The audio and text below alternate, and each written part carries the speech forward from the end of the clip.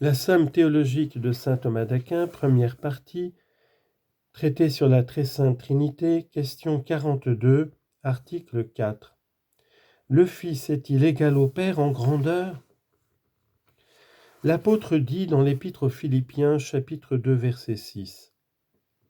Il ne crut point le Christ que ce lui fût une usurpation d'être égal à Dieu. Sommaire. Le Fils est égal au Père en grandeur puisqu'il a toute la perfection de sa nature. Corps de l'article. Il faut dire ceci. Le Fils est nécessairement égal au Père en grandeur. La grandeur de Dieu n'est autre chose que la perfection de sa nature.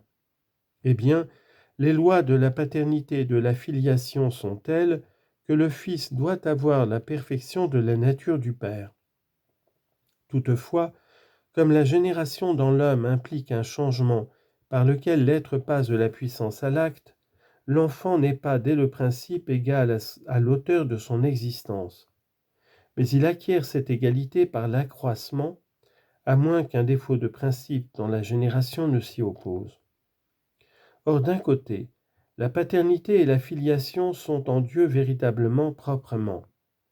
D'un autre côté, la vertu du Père Tout-Puissant ne peut défaillir dans la génération, puis le Fils engendré avant l'aurore ne parvient pas à la perfection par un changement successif. Nous devons donc conclure que, de toute éternité, le Fils est égal au Père en grandeur, en majesté, en magnificence, en gloire. C'est dans ces principes que saint Hilaire dit « ôtez les infirmités corporelles, ôtez l'enfance de la raison, ôtez les douleurs de l'enfantement et toutes les misères humaines. De ce moment, le Fils sera égal au Père par la naissance naturelle, car il lui ressemble. » Première objection. Le Fils dit, confère Jean chapitre 14 verset 28, « Le Père est plus grand que moi. » Et saint Paul écrit de lui, 1 aux Corinthiens chapitre 15 verset 28, « Le Fils lui-même sera soumis à celui qui lui a tout soumis. » Réponse.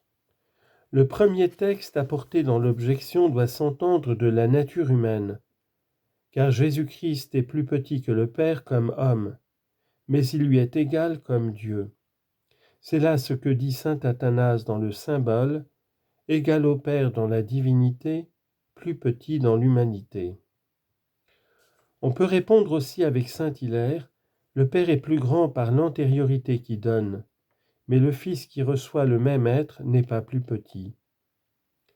Quant aux paroles de l'apôtre, le même saint Hilaire les explique en 2 mots.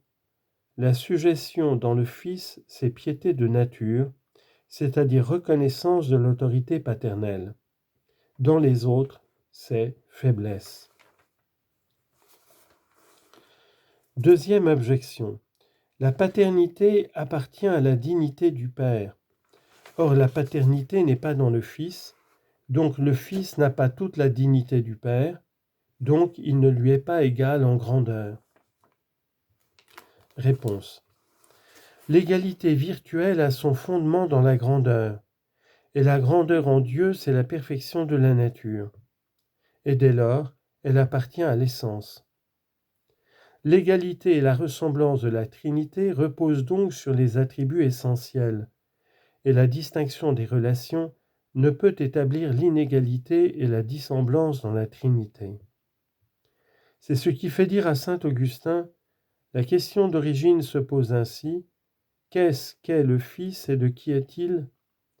Mais la question d'égalité se formule de cette manière, quel est-il et combien grand ? Ainsi, la paternité est la dignité du Père, de même qu'elle est l'essence du Père, car la dignité est absolue et appartient à l'essence. Comme donc la même essence qui est la paternité dans le Père et la filiation dans le Fils, ainsi la même dignité qui est la paternité dans le Père et la filiation dans le Fils. Il est donc vrai de dire que tout ce que le Père a de dignité, le Fils l'a. Mais on n'en peut conclure que le Fils a la paternité qu'a le Père. Les relations sont changées, Le Fils et le Père ont la même essence et dignité, mais cette essence et dignité donne dans le Père et reçoit dans le Fils. Troisième objection. Où il y a un tout et des parties, plusieurs parties forment quelque chose de plus grand qu'une seule, ou qu'un plus petit nombre. Ainsi, 3 hommes sont quelque chose de plus grand que 2 ou qu'un. Or, il y a un tout et des parties dans la Trinité, car une seule relation ou notion en renferme plusieurs. Puis donc que le Père a 3 notions et que le Fils en a seulement 2, le Fils n'est pas égal au Père en grandeur. Réponse. Bien que la relation s'affirme de toutes les propriétés relatives, elle ne forme pas un tout dans la Trinité, car elle répugne à la notion de l'entité collective, dont les parties se distinguent par l'être. La personne n'a pas non plus, comme nous l'avons dit dans une question précédente, le caractère de l'universel. De là, il suit que toutes les relations ne sont pas quelque chose de plus grand qu'une seule, et nous devons en dire autant des personnes, car chaque personne a toute la perfection de la nature divine.